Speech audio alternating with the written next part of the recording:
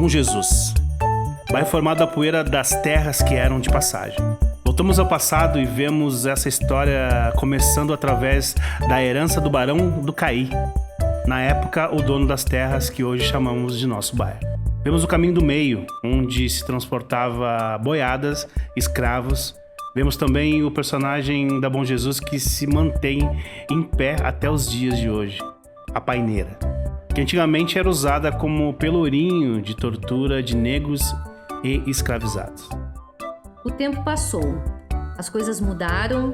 Em um passado menos distante, vemos famílias, em sua maioria negras, dando continuidade à história da Bom Jesus, com a criação de clubes esportivos, o Copacabana, Centro de Educação Ambiental, bailes black e lazer no esporte e na cultura.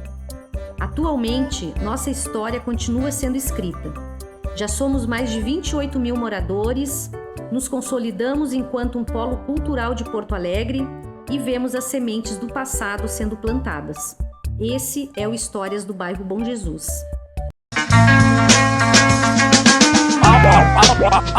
Alvo. Cast. Salve, salve, rapaziada! Estamos mais uma vez aqui no Alvo Cast, edição especial, Memória do Bairro, né? E aí, então já aproveita já e dá teu like, ativa as notificações para estar sintonizado tudo que está acontecendo aqui no Alvo Cast. Então hoje vamos falar um pouquinho da Bom Jesus, né, cara? Estamos aqui nada mais nada menos com a Cris. Tudo bom, Cris? Como é que está? E aí, meu querido? Tô muito feliz de estar aqui, realizando um sonho de fazer um podcast. Meu primeiro! Que é o primeiro podcast. Que legal. Pô, Muito eu obrigada. nem sabia, né? Nem sabia. Que legal. Mas aí, Cris, então a gente está iniciando, né? Agora é mais uma edição, né? Do Memória dos Bairros, né? E hoje a gente vai falar sobre a Bom Jesus, né? Uhum. E assim, como é que iniciou a tua história com a Bom Jesus, né? Eu já sei, mas a galera não sabe, né? Como é que iniciou a tua história da Bom Jesus, Cris? Então, se tu me permite, quero, antes de tudo, assim, mandar um abraço fraterno para a querida Bonja, que está passando por um momento bem difícil, né? A gente está sofrendo ali com uma ação policial violenta, né, por conta de um crime que aconteceu, que deve ser apurado, que deve ser investigado, mas que os moradores precisam ser respeitados, né? E eu sempre digo que a gente quer a mesma polícia que atua no Moinhos de Vento. É o meu sonho de consumo. É só isso que a gente quer, né? Então, antes de tudo, um abraço, né, para as moradoras e para os moradores, e que a gente está junto e que isso vai passar. Bom, a minha história na Bom Jesus começa ainda criança, né? Eu tô com 52 anos. Vim de Alegrete ainda na minha primeira infância, e a gente veio para Porto Alegre para o meu pai trabalhar como zelador no bairro Bonfim. Saímos de uma miséria lá em Alegrete, né, uma família muito pobre, e viemos para o bairro Bonfim com toda a estrutura, né, de serviços. A gente morava ali a uma quadra do Hospital Presidente Vargas, então a gente tinha saúde, a gente tinha educação, a gente tinha... Minha mãe tinha emprego, o pai estava empregado, a gente morava ali, né? O pai era um zelador que tinha a residência no prédio, né? Então, imagina, a gente tinha... Era um mundo que não era nosso, mas que a gente estava ali, né? E crescemos com toda uma estrutura muito boa, mas sofrendo, sim, um racismo, né? Que não adianta, ele é presente, né? Para pessoas negras, independente do lugar onde a gente esteja, né? Sim. E eu sempre vivi o racismo desde criança, mesmo que na época eu não entendesse isso. E, aliás, eu demorei muito para entender sobre o racismo, entendi já adulta, né? E aí eu começo a ter lembranças da minha infância e eu vejo quanto que eu fui violentada. E simplesmente isso passou batido, né? Bom, mas então a gente mora ali no bairro Bonfim durante 10, 15 anos, se eu não me engano, 15 anos eu acho. O pai perdeu o emprego, né? Tinha uma questão ali de violência doméstica. Meu pai e minha mãe tiveram um casamento muito complicado durante quase 25 anos. E por conta da violência doméstica que começou ali, obviamente, né, afetar o dia a dia ali também dos moradores, né? Além da família dos moradores. Sim. O pai perdeu o emprego. E aí a gente veio para Bom Jesus, onde a mãe já tinha comprado um terreno. A mãe comprou um terreno na Bom Jesus ali no final da década de 70, início da década de 80, já prevendo isso, né? Nós morávamos numa casa que não era nossa. Então a mãe sempre pensou, né? Bom, uma hora a gente vai sair daqui, tem que ter para onde ir. Sempre pensando no futuro, né? Sempre pensando além, né? E para além disso, né? A Bom Jesus era uma comunidade onde a gente já tinha alguns parentes, alguns familiares que tinham vindo também do interior. E aí, obviamente, a mãe pensou em comprar esse terreno ali, junto de todo mundo. E foi trazendo, quem ainda não estava na Bom Jesus, a mãe foi trazendo de Alegrete, né? Para fugir da enchente, para fugir da miséria, né? Aquela falta de emprego lá.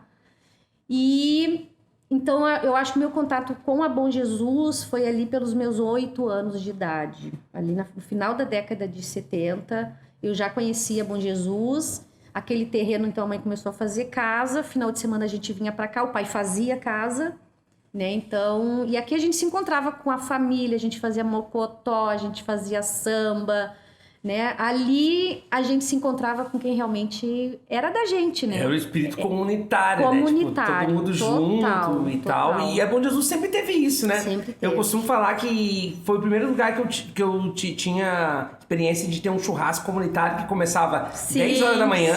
Alguém colocava um espetinho lá na frente do bar do Caio e ia chegando dá pra botar eu vou botar mais no espeto e eu deixo 2 salchão pra vocês e pego o resto. E aí ia indo, daqui a pouco chegava meia-noite e tava o churrasco ainda. Ali já rolava um samba, já rolava uma black music, a galera fazendo rap. Então é sempre isso, né? O Jesus tem essa característica, né? Tem isso. Mas assim, e daí, Cris, tu te viu na Bom Jesus, assim, e quais são as tuas primeiras lembranças, assim, de estar no bairro Bom Jesus? Porque o bairro Bom Jesus tem toda uma história que a gente já contou aqui em outros entrevistados, né? Que era o caminho do meio, né? Que era uma parte de transição para chegar em Viamão. Né? E aí as pessoas que faziam essa transição foram ficando por ali, tanto é que a vila é caracterizada por uma vida de carroceiros, né? Característica, né? Da Bom Jesus antes, né? Eu me lembro quando pequeno eu via muitas carroças, né? Então, como foi a tua infância, assim, tipo, quando tu te deu por conta que tu estava na Bom Jesus, como é que foi assim? Então, na minha infância, né, era isso, eu passava o dia de semana num bairro Bonfim, né, com todo o conforto lá que uma casa num centro urbano oferece, né, com toda a estrutura. A minha escola com pessoas de classe média alta, inclusive, né. Eu lembro que quando eu cheguei ali eu me preparando para o ensino médio, os meus colegas se preparavam para sair da escola pública, que era uma escola muito boa.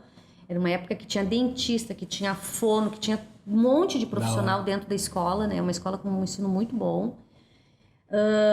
E eu lembro que os colegas se preparavam para sair daquela escola pública para ir para fazer o ensino médio em escola particular, para se preparar para o vestibular, né, seguir a vida ali na faculdade. E essa era uma realidade já muito distante da minha, né? Então, dia de semana eu vivia essa realidade e final de semana eu ia para Bom Jesus. Né? Os dois mundos. Eu vivia os dois universos, assim, porque eram coisas muito distintas. E na Bom Jesus era bem isso que tu falava, né? Eu tenho uma família enorme. Então era primo, tio, todo mundo chegando e põe o churrasco lá e daqui a pouco alguém inventava de fazer uma sopa. Era uma coisa assim, a gente amanhecia acordado, né? Crianças, a gente era criança, né? A gente brincava, era um espaço muito saudável, muito afetivo, né? Um espaço realmente da gente cuidar uns dos outros. E da gente se sentir realmente à vontade, né? Da gente, aqui é o nosso lugar, né? Aqui a gente conversava sobre tudo. Não, a minha família não era uma família que discutia política, por exemplo, né? Hoje eu pensando assim, muito diferente da realidade da minha neta, por exemplo, né? Com a minha neta já sabe tudo de política, né? Assim, a gente conversa, ela debate, ela se indigna também, né? E eu, quando era criança, eu não tinha essa referência ali entre os meus familiares, né, dessa questão política e até da questão racial, embora fosse uma família de pessoas negras. Eu não lembro desse papo, né, assim. Eu acho que as pessoas, elas era tão natural essa coisa do gueto, né, ou elas estavam ali na vila, na Bom Jesus, ou elas estavam numa roda de samba num determinado lugar que era só de pessoas negras, né. Então, realmente, eu não lembro assim dessa discussão política na família quando era criança. E, ao mesmo tempo, nessa geração, os mais velhos muitas vezes protegiam a gente de alguns assuntos que pudessem... Sim, pode ser. Eu sei por minha mãe, assim, muitas vezes protegia a gente de assuntos que ela dizia que não eram da nossa conta, sabe? Tipo, vocês vão passar isso aí depois. Então, ela nos defendia, assim, de algumas coisas... E isso acabou, de certa forma, nos prejudicando também, né? Claro. Porque não prepara pro embate, batalha, não prepara pra batalha, né? E eu acho que tem a questão também da geração anterior à nossa, né? A minha, né? De pessoas que realmente naturalizaram esse sistema, sabe? As pessoas que achavam que aquele ali era o lugar delas e que não podia querer mais do que aquilo ali. Eu hoje vejo muito isso, assim. Se satisfaziam né? com Não, deixa aqui, tá bom, a gente aqui na vila e tal... E então acho que por isso também que não tinha esses debates, né? O pessoal meio que baixava a cabeça. Eu tenho uma referência muito grande, assim, que é o do professor Bruno. Eu tenho certeza que ele vai ouvir esse podcast. Ele é professor ali na Escola Nossa Senhora de Fátima. Faz um grande trabalho. Grande Brunão maravilhoso. Brunão, professor, né? Professor que merece tanto o nosso reconhecimento, o nosso respeito, né? A classe dos professores. E eu estava assistindo uma apresentação do Quilombonja, que é um projeto que eles têm, e inclusive deixo aqui essa dica de chamar o professor Bruno para um podcast, vamos porque chamar. o Bruno fala da origem da Bom Jesus, né? A Bom Jesus, ela é fruto de despejos de pessoas negras de áreas centrais da cidade, assim como sofreu a Restinga, o próprio Rubem Berta. A Bom Jesus também recebeu muita gente. Gente, inclusive, que corre hoje o despejo, porque, de novo, né, a classe dominante, né, que tem a grana e que tem o poder, não tem mais para onde crescer no centro da cidade, tá vindo para as periferias e despejando pessoas que são descendentes daqueles que eles já despejaram há 40, 50 anos atrás. Para quem não né? sabe, a especulação imobiliária, né, os grandes empreendimentos, as grandes construções, os grandes prédios, eles estão localizados ali, aquela parte entre Ipiranga, Antônio de Carvalho, né, e Cristiano Fischer, ali, e aí esses empreendimentos estão construindo mega prédios ali e estão tirando as pessoas, né, se apropriando do terreno, comprando o terreno das pessoas e jogando as pessoas de novo para as margens para margens muito mais longe da cidade, né, como Restinga, até Alvorada, no extremo da cidade. Então isso acontece de novo, né, Cris? De novo. E a gente tem uma batalha ali que não está vencida, né, que é o povo ali do Mato Sampaio. Antes da pandemia teve uma tentativa por parte da prefeitura, importante que se diga, né? Por parte da prefeitura de despejar o pessoal do Mato Sampaio, que tem descendentes dessas pessoas que foram despejadas lá da Praça Garibaldi, por exemplo. Dizendo que as pessoas são invasoras e tal. Invasores são eles que agora estão chegando com condomínios fechados, que não tem nada a ver com a nossa realidade, estão sabendo para onde é que estão indo, aí quando eles abrem a janela e olham a favela, não é aquilo ali que eles querem enxergar. Então vamos tirar o pessoal de lá, né? E aí a gente entrou com ação, conseguimos movimentar muita gente, o pessoal do Morro Santana foi junto, que tem um movimento ali também pelo direito à moradia. Nossa, veio muita gente, nos ajudou muito, deu um baita apoio, ingressamos com uma ação e conseguimos frear, vamos dizer assim, né, bloquear esse processo, mas ele tá lá, quietinho. Durante a pandemia ninguém podia sofrer despejo, né? E a gente sabe que a prefeitura tem o interesse de tirar o pessoal dali para entregar para os grandes empreendimentos imobiliários, né? O que a gente quer é que a vila passe por uma reurbanização sem tirar as pessoas dali. E isso a dona Marli, minha mãe maravilhosa, visionária, né, que começou um trabalho... Vai falar sobre ela para Vamos falar, né? Mas eu acho importante, assim, falar agora sobre um projeto habitacional que ela apresentou durante o governo Fogaça e quando o Olívio Dutra era ministro das cidades.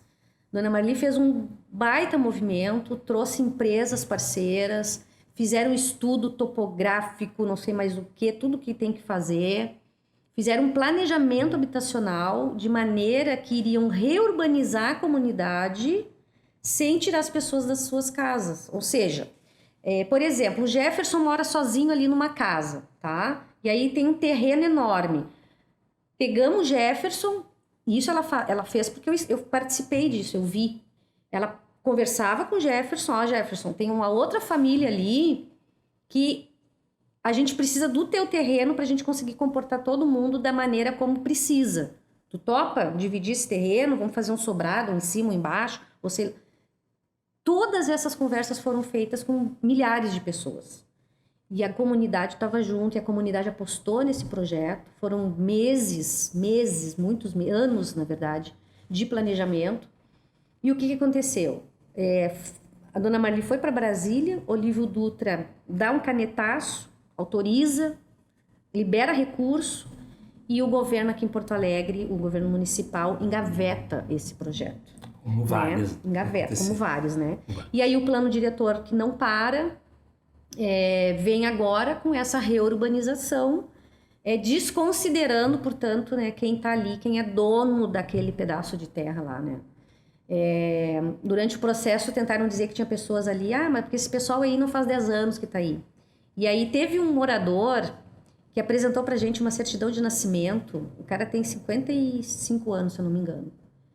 Na certidão de nascimento tá que ele nasceu em casa, e o endereço da casa dele, Bom Jesus. Então aquilo ali foi um cala-te, sabe, assim, fica quieto que vocês não sabem o que vocês estão falando, né? Então tem isso, assim, né? A Bom Jesus é um território enorme, é um território que comporta muitas potências artísticas, tu sabe disso, tu é oriundo de lá, né? Sim. Tu conhece muita gente lá. Deus do Bom Sucesso, né? Da Copacabana. Copacabana, né? Uma das escolas mais antigas, né? Uma escola de samba das mais antigas aí de Porto Alegre. O Jair ali, o Jara, que é um patrimônio histórico. Patrimônio da cidade, da Black Music, da história da Black Music. Exatamente, que é uma história que a gente também precisa retomar, né? Ia em festas lá na Zenha, lá no Canecão, eu acho que era o nome, né? Jair, filho da Dona Rosa. Que era Black Music, né? Jair, filho da Dona Rosa. Então, assim, onde é que tá esse pessoal? Onde é que tá essa história, né? Onde é que tá isso escrito? A gente precisa retomar isso também, porque isso é identidade, isso é orgulho, né? Isso é a gente saber do quanto quem veio antes da gente, dentro das suas possibilidades, dentro daquela época que era absolutamente repressora, né? O quanto que eles conseguiram conservar a cultura negra em Porto Alegre, né? E a Bom Jesus está cheio de história, né? A Bom Jesus está cheio dessas pessoas na área do esporte, na arte, na área do audiovisual, né? Então, eu acho que a Bom Jesus, Bom Jesus é um celeiro aí, como tantas outras comunidades, que acaba sendo pressionado, né, inclusive geograficamente ali, né, para acabar com a história do bairro, mas a gente resiste e que bom que tem esses espaços assim pra gente estar contando isso, né? Cris, qual foi o ponto que começou? Agora nós vamos começar a falar da tua mãe, de toda a construção. Qual foi o ponto que começou assim, tu começou a ser essa Cris da luta, assim, essa Cris militante, essa Cris que une as culturas, essa Cris que representa uma mulher negra, que representa outras mulheres, né, da comunidade. Qual foi o ponto que mudou a chave, assim? Mudou a chave quando, depois de muitos anos, a mãe já nessa caminhada, né, a mãe começou... A gente se mudou para Bom Jesus no início da década de 90. Com aquele negócio plano Collor ali e tal, a mãe tinha uma loja, a mãe era uma representante, tinha uma loja lá no centro. Mas profissionalmente sempre foi uma pessoa muito bem sucedida, sempre foi muito competente, né? E aí deu aquele plano Collor, quebrou todo mundo. Que quebrou todo mundo. Aí a gente alugava um apartamento lá no Bonfim, a gente já não tava mais... Meu pai já não era mais zelador, mas, enfim, era um momento bom financeiro da família. A mãe aluga um apartamento ainda no Bonfim, e quando vem plano Collor, quebra todo mundo. E aí sim a gente vem para Bom Jesus, né? A mãe imediatamente começou a trabalhar já com a comunidade. Mesmo não morando na Bom Jesus, ela já trabalhava essa parte comunitária por conta principalmente dos familiares que estavam ali vivendo a violência do lugar, a falta de estrutura. Então a mãe, mesmo quando não morava na Bom Jesus, ela já fazia, né, os movimentos dela ali em defesa do pessoal. E aí quando ela veio para Bom Jesus, casou ali também com a questão do orçamento participativo. a implantação do orçamento participativo, né, uma outra gestão, né, a gestão popular, aquela participação do povo e tal. E a mãe já cai de cabeça nisso aí. E aí eu lembro da Bom Jesus sendo asfaltada, do ônibus que desce, né, a Bom Jesus, porque o ônibus ia até próximo da Protásio, né? não descia. Eu não peguei esse tempo, mas Sim, me falaram não que o descia. ônibus Eu não peguei, descia. mano, eu peguei. A gente chegava no final da linha, se tinha chuva, botava uma sacolinha de plástico no pé e descia, porque era barro. E aí descia quilômetros, assim, até a nossa casa lá, né? Caramba. E então, quando a mãe começa esse trabalho comunitário dela, né, junto ali com o orçamento participativo, começa a fazer várias coisas, e já com a reciclagem, eu não participo ativamente, porque eu trabalhava, né, era casada, tinha meus filhos, sempre tive uma vida muito, como é que eu vou dizer, essa coisa assim, sabe, não, deixa aqui, tá quietinho, né, Sim. deixa aqui que é uma vidinha, tá tudo certinho, tá. E aí, o que acontece? Eu, depois de muitos anos de dedicação para uma empresa, levo um pé, assim, do nada, e aquilo me frustra muito e me fere muito e me machuca muito, porque eu dediquei muitos anos da minha vida e eu vi que eu não valia nada, né? Eu disse, não, só um pouquinho. O que é isso? Eu deixava de passar sábado com os meus filhos, eu passava 10, 12 horas fora de casa por causa da empresa. Então eu comecei a questionar, né, que lugar era esse meu no mundo, que eu fui descartada, assim, né, de uma maneira tão... E fui humilhada, inclusive, no momento do meu desligamento. E aí eu vou olhar para o que a mãe está fazendo aqui, né, que vida é essa que a mãe consegue proporcionar para as pessoas, né, o que é realmente isso. E aí eu me ofereço para a mãe, olha só, eu tenho, sei lá quantos meses que eu tinha de salário seguro-desemprego, né? Uhum. Olha, eu tenho tantos meses de seguro-desemprego, então eu vou fazer um trabalho voluntário ali para vocês durante esse tempo. Depois a gente vê, se conseguirem me encaixar lá e se eu gostar também de ficar ali, sim, vamos fazer alguma coisa para eu continuar, né? Mas aí eu tive tantos meses e fui fazer esse trabalho voluntário e já caí de cara no centro cultural, que a mãe já estava fazendo no centro cultural. O prédio já estava em construção. E aí já tinha criança sendo atendida. Mesmo não era nada acabado, assim, né? Eu me lembro que eles ocuparam o prédio antes mesmo do prédio... Antes mesmo do prédio ficar pronto. Sim, eu me lembro disso. Porque a reciclagem começou a partir de um projeto da mãe para as mulheres vítimas de violência doméstica, e que a mãe, uma pessoa que também sofreu violência doméstica, sabia o quê? Um dos principais pilares que a mulher precisa para sair de um ciclo de violência doméstica é a sua independência financeira. Então foi o que a mãe fez, né? Vamos conseguir dinheiro para essas mulheres saírem desse ciclo também. E aí veio a ideia da reciclagem, porque estava no boom, da ecologia, vamos salvar a Amazônia, o Extingue Aqui, não sei mais quem, né? Rio 92. E aí a mãe funda a reciclagem para as mulheres, uma reciclagem que funcionou 24 horas, eram 3 turnos de trabalho. E aí as mulheres colocam para a mãe a necessidade de um espaço para os filhos. Então, por isso, o Centro Cultural. Então, essas crianças que começaram a frequentar ali eram, na maioria, as crianças filhas das recicladoras. Quando o pessoal fica sabendo que tem aquele atendimento para as crianças, e aí eu já estava ali, o Pantera também colou junto, sim, e uma prima minha, Carol, que éramos nós 3 ali para atender as crianças. Quando a vila fica sabendo que tem um centro cultural que estava prestando atendimento para as crianças, nossa, aí quando a gente viu tinha 50 crianças, quando eu vi tinha 100 crianças lá dentro. E aí que a gente começou a se apropriar dos mecanismos legais para prestar o atendimento para essas crianças, né? Porque não era só assim, eu abrir um prédio e botar as crianças lá dentro. Sim. Bom, daí a gente foi atrás do Conselho Municipal da Criança e Adolescente, do Conselho Municipal da Assistência Social, né? Eu fui fazendo, aprendendo e aprendendo fazendo, eu sempre digo, né? Eu caí ali realmente por uma força divina, acho não era para eu estar ali mesmo, esse era o meu caminho. Porque tudo que eu aprendi fazendo. E fazendo com muita dedicação, com muito respeito pelas pessoas, né?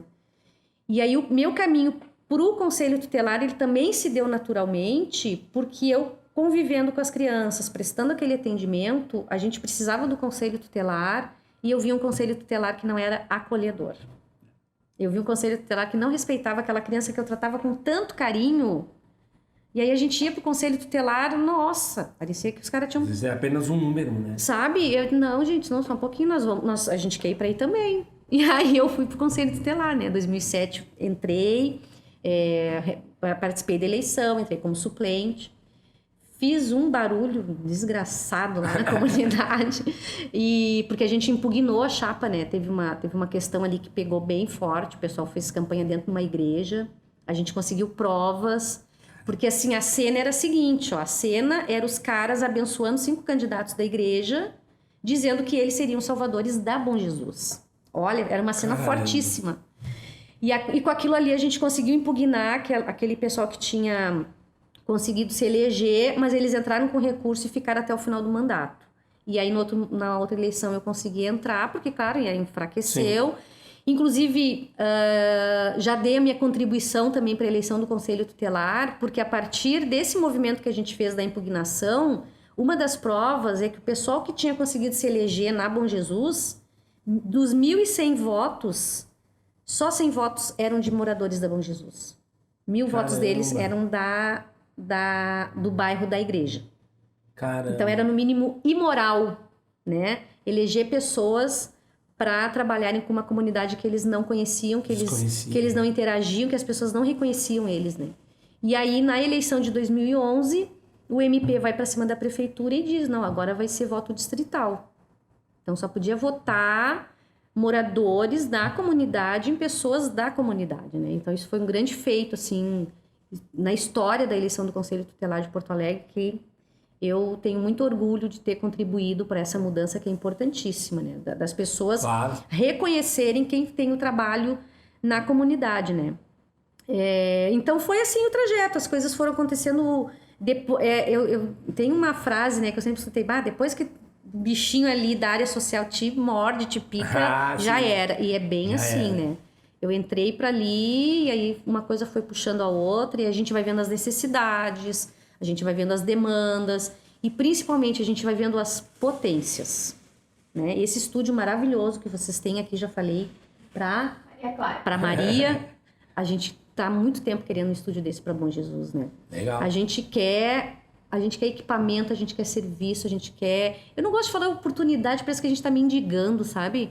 Não, sim, a gente quer estrutura legal pra nossa gurizada, pra construir, né? Não é nem a questão de oportunidade, é pra construir nossas coisas, né? Isso. Pra ter a nossa... Porque quando tu dá uma oportunidade pra pessoa, parte no princípio que ela vai participar de uma coisa já construída, né? De alguém. Exatamente. E a gente quer ter a possibilidade de abrir um leque, né? De construir coisas pra dar oportunidades, aí sim, oferecer, né? Essa construção pra outras pessoas, Acho que é isso, né? Mas assim, Cris, fala um pouquinho da caminhada da tua mãe, né? Tu é filha da Marli Medeiros, que foi uma das pessoas pioneiras na área de resíduos, né? De reciclagem de resíduos. Hoje se fala reciclagem de resíduos. Tem toda antes a era catador. Era lixo. Era lixo, catador de lixo e tal. E aí a Marli foi a primeira pessoa que conseguiu fazer uma relação direta entre a periferia e as grandes empresas, né?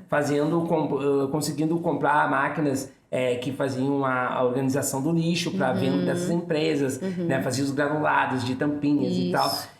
Para quem não... Tô explicando para quem não conhece esse processo do CEA, né? Sim. Que o CEA, na verdade, é isso. Eles fazem a separação do lixo, né, Cris? Dos resíduos. Dos resíduos hoje, né? Dos resíduos. E aí eles separam esses resíduos e encaminham para as empresas da qual reciclam esses resíduos. Isso. E aí fala como é que foi essa relação, assim, de tu ver tua mãe sendo uma referência a nível nacional. Porque eu me dei conta disso quando eu vi a entrevista dela no Jô Soares. Né? Eu digo, caramba, essa pessoa dá bom. E eu fiquei feliz pra caramba, assim, tipo, alguém que eu ouvia falar na época, não conhecia pessoalmente, mas eu ouvia falar muito da tua mãe e quando veio ela tava no Jô Soares, né? Então como é que foi essa relação? Olha, a dona Marli, ela foi uma visionária, né? Ela foi uma pessoa assim que ela acreditou no sonho e no querer dela. A mãe, ela acreditou na vontade mesmo de fazer, né? E às vezes eu vejo, né, esse pessoal com todas as possibilidades de fazer muito e o pessoal não faz nada, né? Então, acho que ela acreditou muito que não era um sonho dela, era um querer dela. Era um querer para aquela comunidade, né? Ela queria isso que a gente quer, né? Ela não queria dar migalhas, ela queria oferecer um leque de possibilidades que as pessoas escolhessem, né? Tá, agora tu quer fazer isso, agora tu quer fazer aquilo, tá tudo aqui na tua mão, vamos fazer então. E aí, claro que a reciclagem, e aí a mãe foi uma pessoa muito inteligente, né? Sempre foi uma mulher muito inteligente. Ela foi linkando, sabe? A ideia da reciclagem ela teve assistindo o filme Ilha das Flores, onde aquilo impactou muito ela, né? As pessoas comendo ali o resto de lixo e tal. Sim. E aí ela quis, não, então tá, isso aí dá grana, mas eu posso oferecer de uma maneira digna para as pessoas trabalharem com os resíduos. Cara, até hoje eu não sei como é que a mãe trouxe uma ONG alemã no processo de montagem do galpão, de construção do galpão.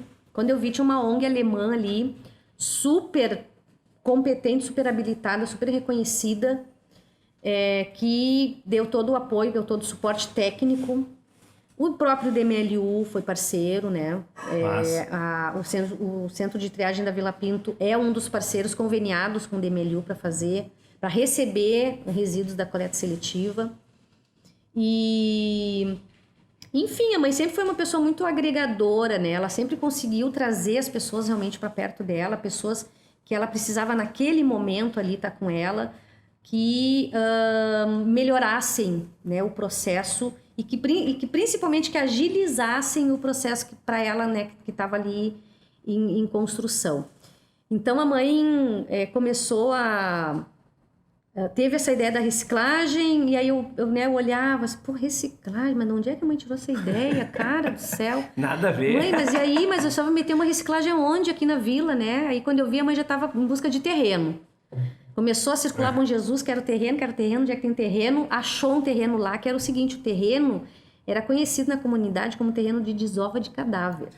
Era o terreno onde os caras... Era próximo ao Riacho Doce. Riacho, exatamente. O famoso Riacho Doce. Bem atrás ali Bem atrás da reciclagem tem um córrego, não é o Riacho Doce. O Riacho Doce é do outro lado. Mas é tudo, como é que a gente fala? Confluente, sei eu como é que é. É tudo... A mesma nascente. Ali na Bom Jesus é a nascente, né, que vinha lá de cima, perto da Pio 10, que tem as pedras. Exatamente, ali. Que tem a pedra lá.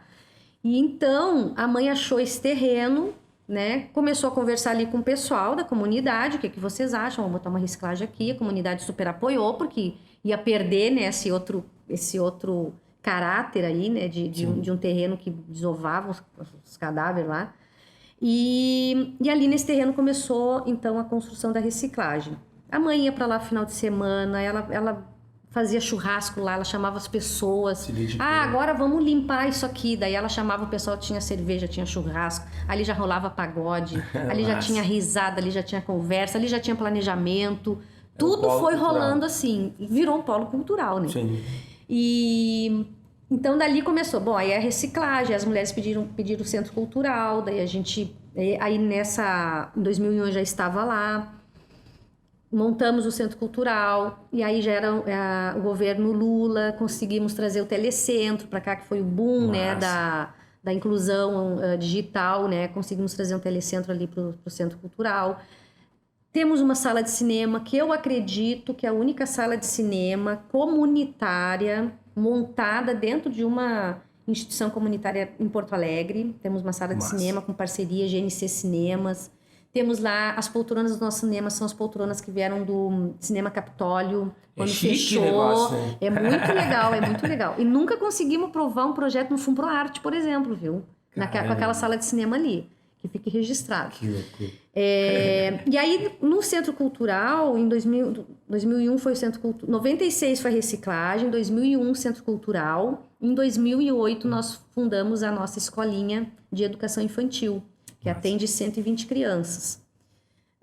E agora a gente está com uma horta comunitária, né? Atende as 3 instituições ali, atende as crianças, os adolescentes, atende as famílias, as recicladoras. Então é um negócio, assim, é uma organização que não para de crescer, né? Que tem tem 1000 possibilidades, infinitas possibilidades. e que a gente, tudo que a gente quer é isso, é abrir muito mais, né? É continuar abrindo esse leque de possibilidades para a comunidade. Eu sempre digo, o filho do rico quer fazer violão e o cara vai lá e eu fiz aula de violão, não gostei. Agora eu quero fazer piano. Agora não gostei, eu quero fazer natação. Agora não gostei, eu quero correr. Até ele achar. Até ele se achar. Cara, esse é o sonho para as nossas crianças dentro da Bom Jesus, aliás, dentro de qualquer periferia.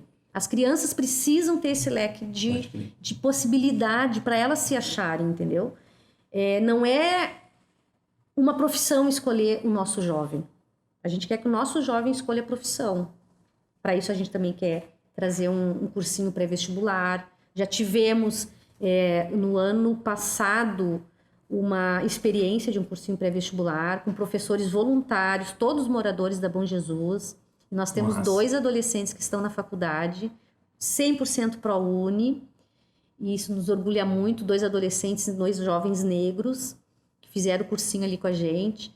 E então, assim, é só tu chegar lá e dizer, tem isso aqui, quer? Sim, a gente quer, o pessoal quer, o pessoal quer. Então, o Centro de Educação Ambiental, ele está nesse processo, assim, de crescimento, de relações institucionais, né, de parcerias com outras instituições. A Bom Jesus é cheio de instituições maravilhosas, né, cada uma ali fazendo o seu trabalho.